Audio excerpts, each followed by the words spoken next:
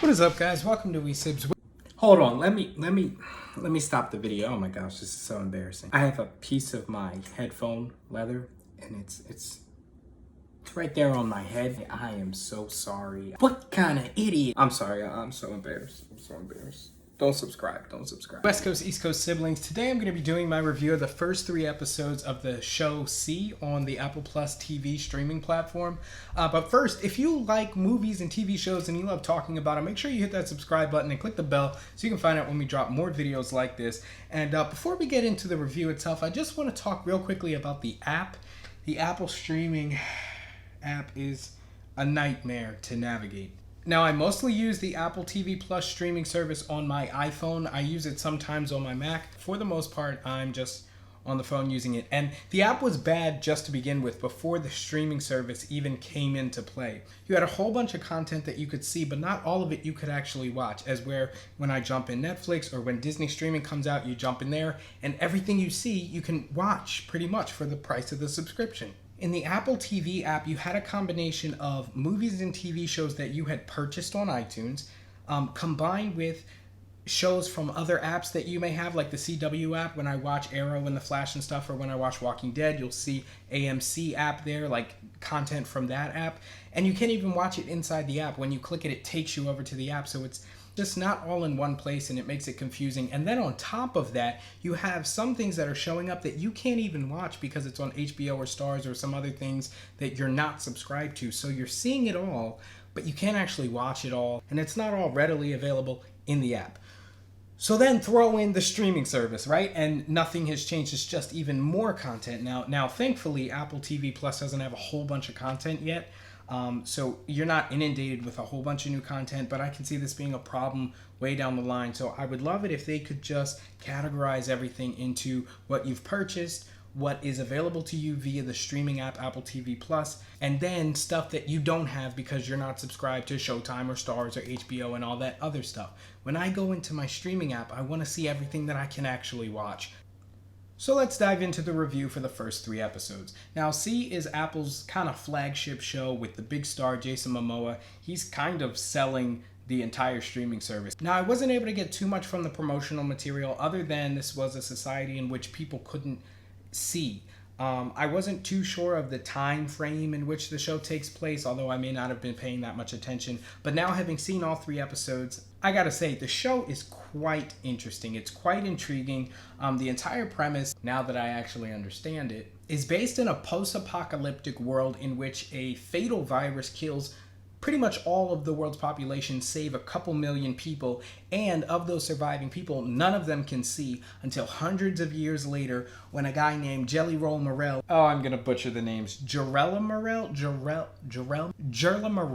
okay? Jerella Morel has 2 children by the wife of Jason Momoa's character. This was before they got together. Then the wife comes to the village, Jason Momoa's village. His name is Baba Voss. And somehow these witch hunters are coming after Baba Voss's tribe because they believe there's a witch there.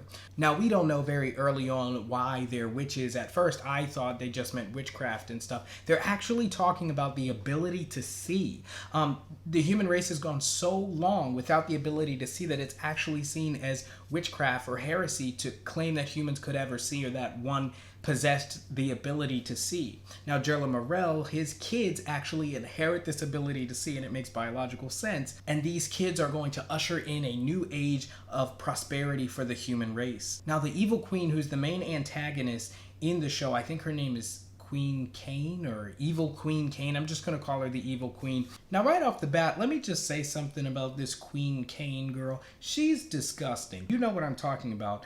Anytime where she's praying to this god of darkness, that's gross. I don't know who's writing this stuff for Apple, but you're sick, okay? You're sick. Get up in the camera. You're sick. Yeah, it's gross. I think it's just unnecessary, but at the same time, you know, this is evil and it's depraved. Fortunately, there's no blurring of the lines between good and bad. Like, Queen Kane is seen as an obvious evil and in direct contrast to good. And so that kind of sick stuff that she's doing during her praying, is not confused with a good actor in any way being a good thing. But yeah, Apple, you got some sick people over there writing TV for you. You're sick. She calls herself a god and she worships the god of darkness.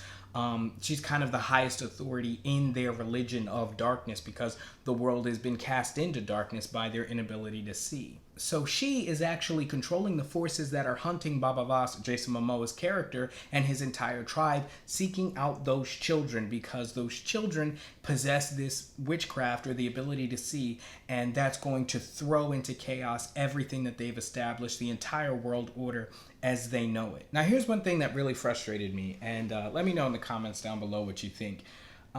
We're told that Jerla Morel's kids, Jerla leaves a box, right, that contains all this information. It's actually books and stuff, as you guys know, and the kids are going to read it. I was upset that it was going to take 12 years for them to be able to open the box. I mean, kids learn reading much before 12 years old, but I guess there was nobody who could really teach them, as Jerla Morel was off doing who knows what. But then not only do we have to wait 12 years, this all happens in the span of about 2 episodes, but 12 years till the kids are 12. And then the mother, the wife of Jason Momoa's character, she's like, oh, you know, exposing that they can see to the world is going to get them burned for witchcraft. And so they wait an additional 5 years. I think they're 17 by the time the kids are like, you know what, it's time for us to just go and do our thing. Now, thankfully, as you guys know, the kids didn't actually wait until they were 17. Alfre Woodard's character, Paris, she gives the books to the kids when they're 12, on the exact day that they turn 12. And so they're able to learn reading and stuff and be well read by the time they're 17.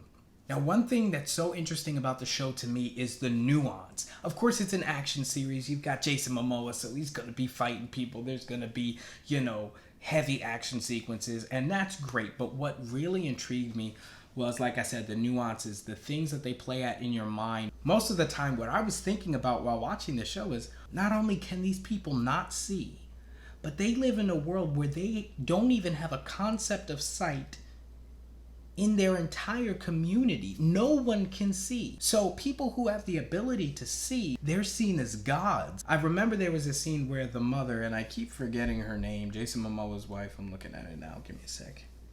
I give up. Jason Momoa, Baba Voss's wife, she talks about how the kids can see. She was hoping that they didn't inherit that trait from their father, but she knows that they do because she picks up their favorite toy, places it somewhere, and she tells the kids to bring it to her. The kids bring her their favorite toy. And when she covers their eyes, they can no longer do it. She'll place it in a random spot. And it's the fact that they've lost all concept of sight that is most intriguing to me. And I think it's interesting to think of these humans who end up worshiping people just because they have a sense that we all take for granted. Most of us probably take for granted now. I remember thinking to myself several times while watching the show, man, sight is, I mean, it's got to be the most valuable sense that you have, because it's what connects you to the world around you in vivid detail. Like, it gives you your sense of awareness. Now, of course, you could lose your ability to hear,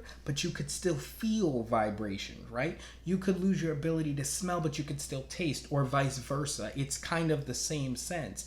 But to lose your ability to see is to completely be in darkness and disconnected with the world, only lit by what you can imagine. I mean, how does someone who cannot see even imagine, like, what are their concepts of vision? Like, what would they even think? Hey guys, just real quick, I remembered while I was editing this, there's this awesome YouTube channel called the Tommy Edison Experience. I discovered it a couple years back and I had forgotten. This guy's incredible. He makes really great videos. He's blind and he talks about his experience and concepts of the world as we know it. It is awesome. I will leave a link in the description below. Please go check it out. It's really cool. All right, back to the video. But just to think of a world in which not only can an individual not see, but the entire society has no concept of vision, I thought was really interesting. So as it stands right now, the two siblings, brother and sister, the brother was captured by slave traders and was just saved by Baba Voss, his father, not really his father, from being sold into slavery. And so we got to see a cool action sequence of just the skill that Jason Momoa has as a fighter who is blind. And I gotta just say, masterful performance, because obviously Jason Momoa can see, but yet he was still able to fight as though he were feeling his environment instead of visually perceiving his environment. Hats off as well to the choreographer of these fights, because man, what a feat to choreograph fights and a whole fighting style that doesn't rely on sight at all. He was like feeling the ground and sliding his swords around the ground to throw off people's echolocation of him in combat.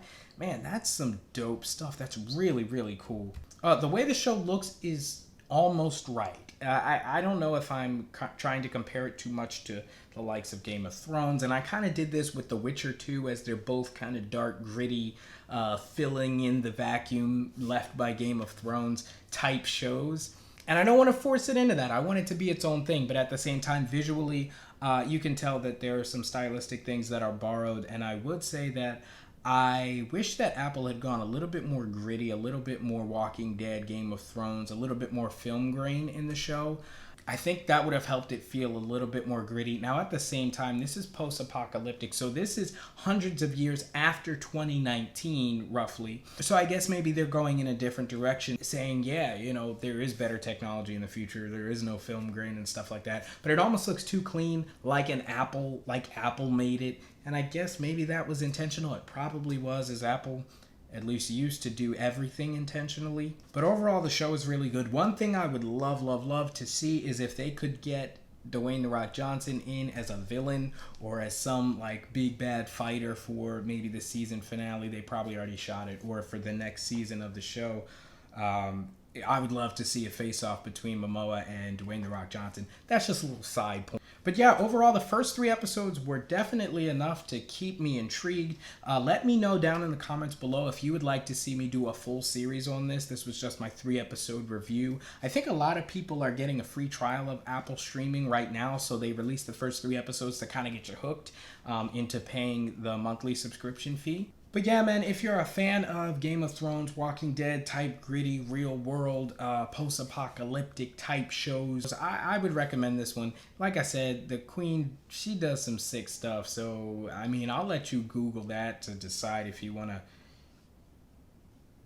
use your own judgment there. As far as sampling the first 3 episodes, I think overall it does a good job of storytelling, a balance between good and evil, literally light and darkness. So I'm intrigued to see where it's gonna go.